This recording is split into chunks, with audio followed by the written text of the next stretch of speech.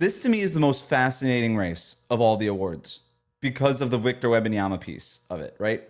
I love MVP. I think that's fascinating. I'm not, but to me, there's MVP is a two-man race. How you fill out your ballot is another interesting conversation. Defensive Player of the Year just feels like wide open. And it feels wide open because Victor Wembanyama was the runaway favorite and then the blood clot, and now he's not going to qualify. So here's the players who don't qualify. We're going to go into just a bunch of players. We're not going to choose the Defensive Player of the Year here. That's not the goal. It's just to kind of talk through the candidates because I still have no idea who I'm going to pick. Do you? No, but I don't have a vote, so it doesn't matter. I just chill. No, I mean, who cares about that? So here's the players who don't qualify just right off the top. Victor Wembanyama, Chris Dunn for a weird reason because he's not going to reach the 20-minute mark in 65 games because he's got like a million games where he's played like 18 or 19 minutes. Alex Caruso, Anthony Davis, Asar Thompson, Jalen Suggs, Dorian Finney-Smith. I'm not saying all of those guys would have won Defensive Player of the Year. I'm just saying in the broad conversation, we can't even talk about them. In the conversation of that, for sure. Although the one thing on Chris Dunn, so when the NBA instituted the 65-game rule, they did specify that there's a policy or a practice of some kind in place where they can, I guess, make an exception for some players. And I wonder if they look at Chris Dunn and be like, well, he played 19 minutes and 36 seconds here and 19 minutes and 54 seconds in this game. If we round up on some of these 19-minute games, he'll get to the 65-game mark. Then will he qualify? I'll put it to you this. I'll put it to you this way though: you can't win Defensive Player of the Year if you're only playing 20 minutes a game. You just can't. That's where I was kind of going with it. You shouldn't even be in the conversation. Right. As great as you've been, because I mean, like then we're talking about Jonathan Isaacs, right? Yeah, exactly. Like then we're in this situation. If you are a Defensive Player of the Year, you are playing something around 30 minutes a game. Yep. Because defense freaking matters in this game. Yeah, and it's really hard to play high-end defense for 30 to 36 minutes a night, whatever your minute allotment is. It's easier to do it. That's why I always like Jonathan Isaac, the best per minute defender in the league last year. And I had a really big Isaac's awesome. Like I'm not, but like to give him some sort of made-up award as like the best minute defender. I'm like I'd rather have the defender who's maybe like 20% worse, but playing 40% more of the minutes. Like give me that guy instead. Anyway, that said. I'm going to open the floor. Doesn't have to be your favorite, just a guy who you want to talk about. I want to talk about Draymond Green because I'm looking at the FanDuel odds. Number one. And like he's the favorite. And it's kind of fascinating to me. It's interesting because I feel like it's the late push. And it's almost exactly. So I do a podcast on the Basketball Illuminati feed called Do You Believe with Zach Harper and Wosny Lambre, and we literally talked about this. Should Draymond be the MVP, Defensive Player of the Year, excuse me. And I literally said he shouldn't be it. He should be in the conversation. I don't think he's done it for the full year. He really hasn't turned up his intensity until they got Jimmy Butler started the season intense. Melton goes down. The team kind of flounders a little bit and struggles. They get Jimmy Butler, and then his defensive intensity picks up again. And now we're talking about him as the favorite. I said he was going to be called the favorite because he's going to campaign for it. And that's exactly playing out the way I thought it would. And I'm going to pat myself on the back. That's the whole reason why I brought it up first with that. But it's interesting in that, like, that shift of how quickly this thing can change. And that's part of the reason why the Wembanyama blood clot thing really threw everybody for a loop, because immediately afterwards it was Evan Mobley and Jaren Jackson were the top two guys. Right. And now, a week and a half away from like 8-10 games left in the season, Draymond's the front runner. It's kind of amazing to see how we look at the defense. We don't really look at it as the whole season. Yeah. And I think that's fascinating. The Wembanyama thing created a vacuum and somebody needed to fill it. And narrative is very powerful, right? This reminds me a little bit of when Robert Williams III went down a few years ago. And then Marcus Smart just immediately filled that void. And we had this, well, why can't a guard win Defensive Player of the Year conversation at the end of the season? And then a bunch of people said, yeah, why can't a guard win the Defensive Player of the Year? And then they voted him. And I think it was from Bam Adebayo, but Seth Partnow, you can blame him for that fraudulent. First off, he wasn't even the best defensive guard in the league at that point. Drew Holiday would like a word. Yeah. And the fact Drew Holiday doesn't have a Defensive Player of the Year award in his cabinet is a travesty. 100%. 100%. And it was sort of the idea that Marcus Smart was almost like the avatar for all of the Drew Holidays and Tony Allens in the world was a little annoying. I was like, well, they don't get a trophy, so that doesn't really work. But to your point, when there's a vacuum, there's a narrative. And in that sense, it was, I suppose, Seth Partnow and the Boston Media Mafia who pushed Marcus Smart into that void and won him an award there. And Draymond Green with his podcast and his comments and his platform is kind of making his case. And good for him. Like, all these players deserve to make their case. But he is part of the conversation. He's been awesome, dude. What he did, I'm going to talk about the reasons why. Like, and I know you want to get into it, but what he did to Giannis the other night was a masterclass. And he's done things like this all year. The Giannis thing was really loud, and I thought it was really important in terms of, okay, this is how they're going to defend teams like Milwaukee that has size, and I thought that was really interesting now that they have Jimmy Butler after the trade and made those changes to the roster. He's got his highest steal and block percentage since 2017. Like, what he's doing is classic vintage Draymond stuff. And you're right. The thing against him is it hasn't been all year, but he started the year strong and now he's ending strong. And in a year where there's not like this like clear-cut winner of this award, maybe that's enough. Like, okay, you basically played at a defensive player of the year level for 70% of the season. You were okay for 30% of the season. Maybe that's enough in this year. You know, I don't know. We'll kind of figure that out as we go here. But I would push back on it being 70% of the season. But and here's the thing. Yeah. I will say this, and this is just when Draymond's in, he is the best defensive player in the NBA. Like, there's no question about it. I love watching him play defense, and I'm glad you brought up the Milwaukee game. Like, his defense on Giannis in that game, his stuff, his work off the weak side, his ability to sort of diagnose a situation in real time and be the solution in real time is what puts him on a level that's above everybody else. And he's undersized as a big. Like, there's no real way to like him defensively. Like, it's along the same way of like he should have way more defensive player of the years as LeBron should have more MVPs. Like, it's along those lines with that. And the unfortunate thing for him, we know it's right. And we know it's a thing because, you know, the whole Rudy Gobert, it's hard to, you can kind of go back and forth during those runs and really debate them in that sense. And I know that's where the rivalry comes in, but that's like his defense is when he's in and locked in, it's much fun to watch. How much? And because he's done that a few times, that should matter. I don't know how much it matters, but it should matter at least a little bit, right? So the other part of this, if he wins, I won't be mad. But it would be a little bit of he should have more than one. So I'm not going to be upset that he has one, even if I don't think he was the best defender in the league for the entirety of the season. And the only thing I don't like about it is him campaigning. And to go back to our beginning question, our media friends loving the narrative spin on everything. Yeah. And that's why he's gonna win it with him campaigning. So he is the only elite defender on a team that has a top 7 defense by defensive rating. I think that matters too. Like, he is propping up that defense. And I'm not including Jimmy Butler because Jimmy's only been there for like 20 games. So no, Jimmy can't be involved in that. Like, sorry, Jimmy can't be involved in that. Like, one thing on Draymond that I do want to note before we move on, he does basically have to play the rest of the season to qualify. So one little hamstring, calf thing, whatever, and he could also be on our list of guys who don't qualify. So Draymond here, or if he picks up a few too many technicals, like, I can't wait for that to be the situation, and then him railing on his podcast, the 65 game rule, in the same way he. You called the first one.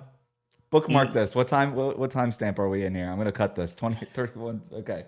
That's perfect. So I'm gonna go to one now here. Ivica Zubac, man. He is moving up my fake ballot here. I think he has been awesome defensively all season, but he's really ramping it up lately. First of all, to your point earlier, he plays every game and plays a ton of minutes. He is so important. He is the backbone of the league's third best defense. They have good defenders, Chris Dunn, Derek Jones Jr., Kawhi Leonard when he's playing and locked in on that end. But he's the anchor, he's the backbone, and there's no like Derek Jones Jr., Chris Dunn, Kawhi. You could argue they do a lot of similar things in terms of being out on the perimeter and being disruptive. And nobody on that team is doing what Zubac does. His rim protection numbers are elite. He defends a ton of shots at the rim, never fouls, and he never gets overpowered. Jokic doesn't get overpowered. Giannis doesn't get overpowered. He doesn't get overpowered. He might be the strongest guy in the league at this point. Him or Steven Adams are kind of going for that throne still. I think he's been sensational.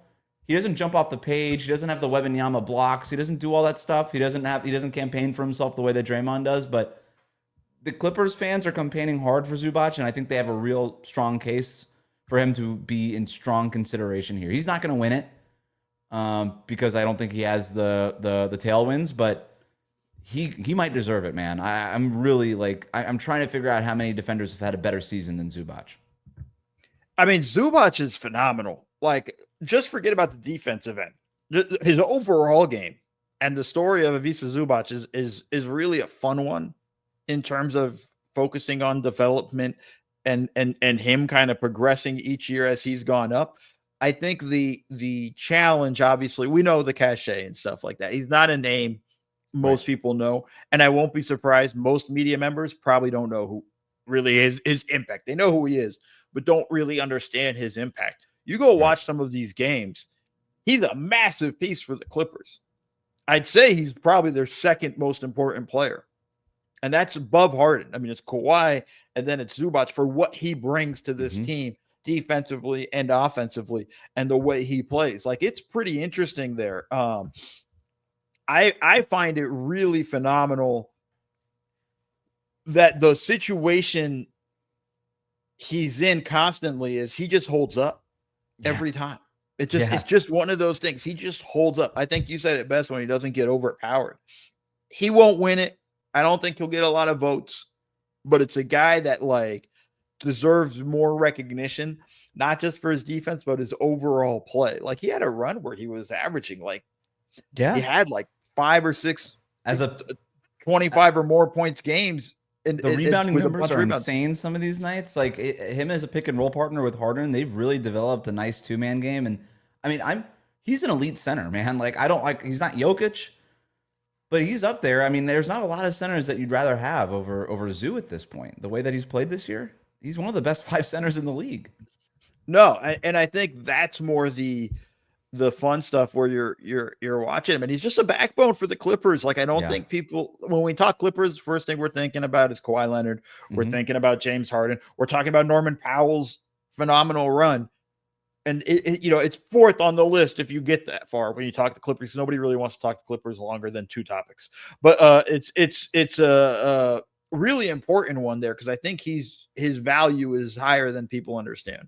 Would you consider him on just in terms of the defensive part of it, not worried about how the media is actually going to vote this and whatever, but on your defensive teams, if you were filling out a defensive team or a top 5 for defensive player of the year, good enough to be in that conversation for you? He's in the conversation. I got to do a little more research in terms of it's hard at the center position because there are guys I think that are probably more deserving than Zoo at the center position, but he's in the conversation. I don't think he'd end up being a first team all defensive guy. Let's talk about one of those centers. I'm assuming one of them would be Evan Mobley. Yes. And also fight on Trojan. No biases whatsoever. I think we don't talk about Mobley's defense enough, and part of it's because he's taken such a leap offensively, kind of becoming more of a facilitator, shooting more threes and everything there. And then he has Jared Allen. It's kind of the Twin Towers in that sense. But just looking at the numbers, and the thing that I like to look at a lot when it comes to defense is the on-off numbers. And they can kind of be finagled a little bit. It depends who you're playing with and things like that. But the on-off numbers, listen, the Cavs defense, their defensive rating is 111.5. When Mobley's on the floor, it's 107.8.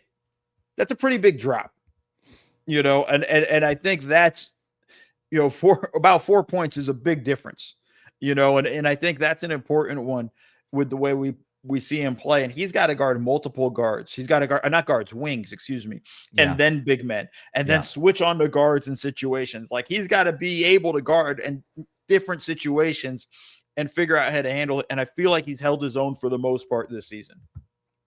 To your point with the numbers, the Cavs have an elite defense when he's playing power forward or center, right? When he's with Jared Allen, when he's on the court without Jared Allen, they're always elite. As long as Mobley's on the court, they're always elite. He's their do-everything guy. He fills every gap. He's effective in drop. He can get out and switch onto the perimeter and guard guards. He's good when he's guarding other bigger forwards. Like, he just does all of it. He's their Swiss Army knife, in the most traditional sense of the word. And he's awesome, man. Like, I take nothing away from Evan Mobley. However, I don't know. Like, I feel bad for this because he's having a season similar to like Bam's best years, and I will admit my biases too, and like Bam should have a Defensive Player of the Year award at this point. But why can't I get there with Mobley? Like, what do you think it is? Like, I want to be there with him, I really do, but why can't I get all the way there to the point of if I had a vote, I would cast it Defensive Player of the Year, Evan Mobley? Why can't I get there? I don't know. Sounds like a you problem. I'm You're there. You're there? I'm not necessarily there, but I just was being a dick more than anything else. No, I think there's an element of like, the team's defensive as a team, the defensive rating isn't crazy high, where they're not in the upper echelon with all of that, where it's not as flashy as the big time monster blocks that you get from a big man like you would get from Bam. It's not as fascinating and watching Draymond kind of diagnose things in that stuff. It's more subtle. Mm-hmm. So it's easy to forget and it's easy to kind of slip through it. And then again, it also goes into there's so much to talk about with the Cavs that we're focused on so many things. And just even Mobley, he's shooting more threes now. We're like, this is what we've been asking for, right? So we're focused on that part of his game more. And I think there's a lot of that stuff there where it highlights us, the royal we, and our biases in that we tend to focus on what guys are doing, developing on offense more than what they're developing on defense. And I think we've kind of lost that part there where we're missing the stuff where we're seeing him handle switches. Right. I think about as well as it is most more bigs. like it is the Bam thing, right? It's more on what isn't happening than what is happening, right? He's not getting those 10 block games, but he's preventing that guy from even getting to the basket because he cut off that driving lane 2 seconds before anybody else would have, right? And I'm there. Like he's an elite defender. I don't know that at the end of the day, I'm like, yeah, that's the best defender in the NBA this year. And I'm still trying to figure out what that is. And maybe it is as simple as, well, Cleveland is like, they're great on both ends of the ball. They're top 10 on both ends of the ball. The driver of that team is their offense. And maybe I just don't attribute as much success to Cleveland, to Evan Mobley on the defensive end as maybe I probably should. I got to really kind of sit down with this a little bit more. But he's been great. And I don't want to take anything away from him. You know what's hard about defense, and this is the hardest thing for casual fans to fully grip, and I think even media members, it's not seeing when a defender has taken something away and realizing, oh, the offense has changed their mind and is going another way, right? Like something else now. We just assume that's what the offense is doing. We don't give the credit to the defender who is, I've fully taken away this option from you. And Draymond does it a lot, it's very obvious when Draymond blows up a play. We don't see it could be as simple as just like stunting. Mm-hmm. And when I mean stunting, just so for the fans who don't fully know, although it's RealGM, so most of the fans are really locked in. But it's more just kind of like, I'm here, I'm not. I'm here, I'm not. And it's that quick half-second stunt really forced the guy trying to make a pass decide, nope, I'm going this way now because Mobley's there and threatening. It's that simple. But it's so subtle, it can be missed. Mm-hmm. And I think that's the important thing. And that's what's so hard just about talking about and covering defense in general. Like it's different than the NFL. You really have to watch it. It's different than the NFL, right? Like we know when a lockdown corner has shut down a receiver because the team ain't passing there. So we know that's what happened, right? Right. We know when they it's obvious when they break up a pass or whatnot. Like we know all these things. It's easier to talk about defenses, and it's so difficult in the NBA. Like when I used to coach, in junior college, our coach used to do his own stats after the game. And it was because he was marking up defense and being in the help position and deterring it. You can't tell sometimes when something's been deterred. Right. Mm-hmm. It's obvious when a guy drives in the lane, sees Wembanyama and turns around and goes, nope, I'm not shooting that layup. Like, right. Like that stuff's obvious, but we don't see the other subtle things that come with it when a team is hesitant to even run a certain action. And I think that's the tough part with the defense. And that's what we miss, I think, with Mobley sometimes. And so the guy on the opposite side of this is Dyson Daniels, right? Yes. Where the steal numbers are just most steals since the dinosaurs, like whatever that stat is, it's just crazy steal numbers. He's awesome.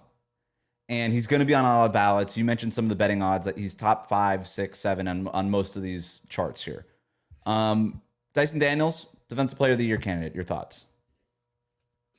Yeah, I kind of think he should. If the Hawks were better, he'd be the front runner. Yeah.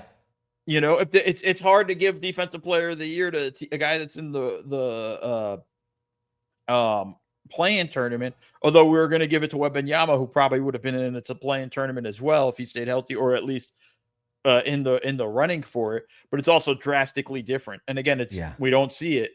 It's with Wembanyama, you see all the highlights, the monster. Well, the thing with Wemby, when he was on the court, San Antonio had an elite defense. Yeah. The thing about Dyson Daniels, and I love Dyson Daniels, the Hawks are 17th in defensive rating for the season. They're actually a little bit worse when he's on the court. And I know there's so much that goes into these on-off numbers and stuff, and there's a lot of noise there. But if you were super impactful, Defensive Player of the Year impactful, when we're talking about DPOYs, we're talking about guys who can be that, right? Like, right. Rudy Gobert for years quibble with how many Defensive Player of the Years he has, but you put him on the court with 4 other guys, you have a top 10 defense. Yeah, but that's just it. I think the beauty of Dyson Daniels, I mean, the fun stuff is just the steals. Yeah. I mean, the Great Barrier Thief is a hell of a nickname. And I have a nickname for him. Oh boy. It's not as good, but it's not for him, it's for his action. So when he does this thing with the steals where he'll actually fall back, get behind you on a pick and roll, and then kind of reach around and poke the ball free. And then because he has like these 1,000,000 arms, he pokes the ball free and then gathers it with the other hand somehow a lot. And the next thing you know, he's taking off on the other end. I call it the Dyson Dash. Gotcha. I like the Dyson Dash. That's a good Dyson one. Dash is good. Okay, thank you. But I think just to go back to it though, if the team was better defensively, and I think again the numbers just don't support him being a Defensive Player of the Year type guy. And to be honest, like steals also can be a little bit of an inflated stat. I'm not saying that's the case with Daniels, but the thing is, a lot of steals sometimes come from, gambling. Offensive, and things like that. And that also could be why the numbers are a little bit bad when he's on the floor. Because we should almost, I wish there was a stat of like gamble rate or whatever, you know what I mean? Or successful rate in when he goes. Somebody might have made that up. If anybody listening, like you said, it's RealGM Radio. We got the stats on crew here. If you know of a gamble rate stat, share it with us. I would love that. Yeah. Just for steals, right? Like it's just along those lines. It used to drive us nuts when I was coaching when big men would chase blocks and lose rebounding position. I'm like, there's no way for you to block that shot. It's the number one thing I look at when I'm like scouting college guys. Is all right. Hey, this guy averages 4 blocks a game or whatever it is. I'm like, all right, I'm gonna go see how many he's actually jumping for, and he's like jumping for 17 of them, and I'm like, all right, I care a little bit less that you're averaging 4 now. No, I think Dyson Daniels deserves to be a candidate. To me, though, he's not Defensive Player of the Year, but if we had an Emmy for most entertaining defender, he probably wins it. He definitely wins it. Like he has been the most entertaining defender, mostly only because Jalen Suggs hasn't been available enough to qualify for my made-up award. I want to talk who I might actually go with here. And the exercise here is not to decide who I would vote for Defensive Player of the Year, but we haven't talked about him yet. Lou Dort. I love this guy, dude. And we could get into the numbers, fine. Some numbers love him. Some numbers are a little so-so on him. That's okay. If you look at some of the numbers, they say Isaiah Hartenstein's the most important defender on Oklahoma City. If you look at some numbers, they say Shea is the best defender on Oklahoma City. And to all that stuff, I say, get out of here. Like I'm watching these Thunder games. He's the most important defender on the league's best defense by a mile. They can't do what they do if they don't have Lou Dort. And I know that they have Alex Caruso and Kassan Wallace and all these guys. They can't do what they do if they don't have Lou Dort. He takes on the most difficult matchup every single night. Within the last week, he's guarded DeMar DeRozan, Zach LaVine, and James Harden. He was OKC's main guy when the Thunder beat the Celtics earlier this month. Like, he just always defends the most difficult player, and he does it at an elite level. He's awesome. And not only the one-on-one defense, he's an elite low man. He's always recovering. He's always showing. He's always doing these little things that we were talking about with Evan Mobley. He had that game-saving block against Naz Reid. What was that, last month? Like, he's just Right. He's incredible. And I'm usually like anti the guards should win because I generally believe that the 7-footer, I know it's unfair, but the 7-footer tends to be a better defender than the guy who's 6'3". But in this case, I don't know, man. Like, Lou Dort is having a hell of a season. Well, one, I hate your opinion on that with the centers, the things like that. There are guards that have done stuff that do stuff defensively in a way that makes it easier for the center's life. Totally like there's fair. just I was just a speaking whole more lot of generally. that Like, stuff. size Generally, is important. I'm going generally as well. I think it's an unfair proposition. So I just, in that regard, I think more guards should have been up for the award, Totally and have won it more often than not. I think the beauty of Dort is that it's just like, sick him. Yeah. Cool. Go get it. You know what I mean? Like, go get him. Yeah. And it's fun to watch the battles, with him and like Luka, right? Just the size he has the physicality. He can bang with Luka. He can fight with Luka, go back and forth with Luka.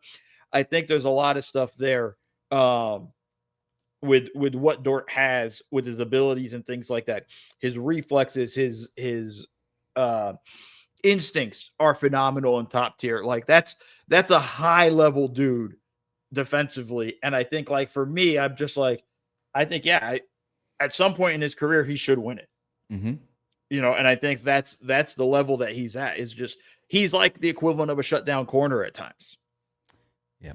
He's the new Drew Holiday. Drew Holiday's taken a step as he's gotten older here. I think that's fair to say.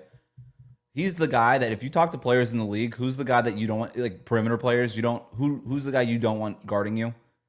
99% of them say Lou Dort, like he is that guy, and he's getting that reputation now. So he might actually end up being one of these guys who, if he doesn't win it this year, might start getting a little bit of a reputation build enough to where he can really be part of this conversation, despite the fact that he plays in Oklahoma City. But if the Thunder win the championship and they start getting a little bit more shine, maybe that's something that can help him.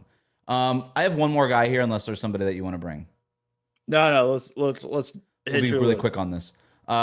You got it. Rudy Gobert has to be on the list, man. Like, he just has to be. Still anchoring a top 6 defense. That now is without Karl Anthony Towns. Towns defensively on the Knicks is a disaster, but he found a voice for Minnesota last year. He's really helpful at that other spot next to Cat, and he's just doing it, man. He's still doing it. All the analytics love him. He's in every alphabet thing that you can find. Gobert is right there with all the other guys we talked about, so it would be unfair to at least not include him in the conversation. Yeah, I mean, look, it's along the lines of, like, whenever you talk defensive player of the year at the beginning of the season, there's a reason why Gobert's always on the list early on. Mm-hmm. Right? Like, just what he does defensively and what he allows, he allows guards, he allows Anthony Edwards, Jaden McDaniels, Nickeil Alexander-Walker, Mike Conley to be more aggressive on the perimeter because they know he's there if they get beat. And I think that really affects and opens up the defense for them, gives them more ability to be more aggressive and attack more forcefully. I think that's just the beauty that you get from Rudy. Problem is, and this is the thing I'll say, is that, it's always going to be the issue. And some of it's scheme that teams run. I felt like Quinn Snyder for years kind of put him in a really bad spot with some of the schemes. You put him in situations where he's got to be out there on the perimeter. He's got to guard guards. You're in a difficult spot.